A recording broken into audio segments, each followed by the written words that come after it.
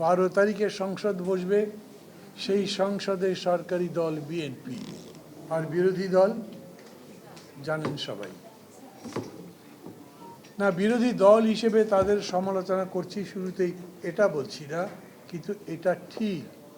এইখানে আমরা যারা আছি অথবা যারা স্বাধীনতার পক্ষে, যুদ্ধের পক্ষে এত কথা বলি, তারা এই রকম বিজয় আশা করি। কেন হলো? যাদেরকে 53 বছর আগে, 54 বছর আগে বাংলাদেশের সমস্ত মানুষ দেশের শত্রু মনে করত, তারা ভোট তো পেয়েছে। এই ভোটটা কেমন হয়েছে?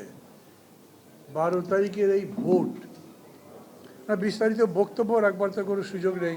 আমি তো বফসরে ছিলাম, আমার ভোটের কোনো মূল্যায়ন আমি এখানে করছি না।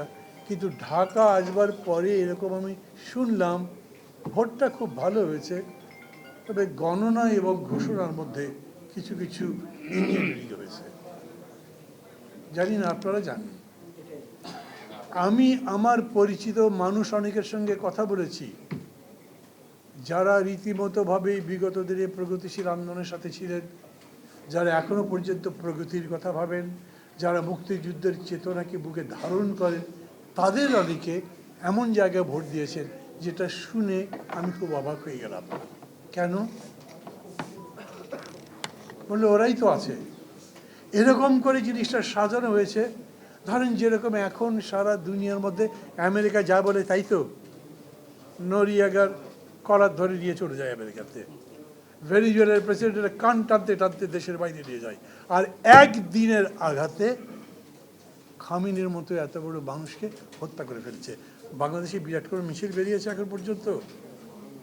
বাঙালিতে বীরের জাতি, লড়াই করেছে, মুক্তিযুদ্ধ করেছে, কিন্তু এত বড় ঘটনা মধ্যপ্রাচ্যে ইরানের উপরে যা ঘটলো, তার উপরে বাংলাদেশে আমি তো সেই প্রতিবাদ দেখলাম না। আবারও আয়নার সামনে দাঁড়ান, নিজেকে দেখেন, তখন মনে হয় আজ থেকে 54 বছর পরে আমি যে জাতিকে দেখেছি, আমার সামনে যে ইতিহাস ছিল, সেই ইতিহাস কি এখনও আছে? আমি কি সেই ইতিহাস পড়ি, নাকি ইতিহাসই বদলে গেল? আমরা যাদের ইতিহাস বিকৃতির কথা বলছি, তাদেরকেও আমি প্রশ্ন করি যে ইতিহাস বইটা তখন ছিল, সেই বই কি এখন আছে, নাকি বই বদলে যাচ্ছে? আমরা নিজেরাই বদলে ফেলছি, আমরা বুঝতে পারছি না আমরা কোথায় ছিলাম, ধীরে ধীরে কোথায় চলে যাচ্ছি।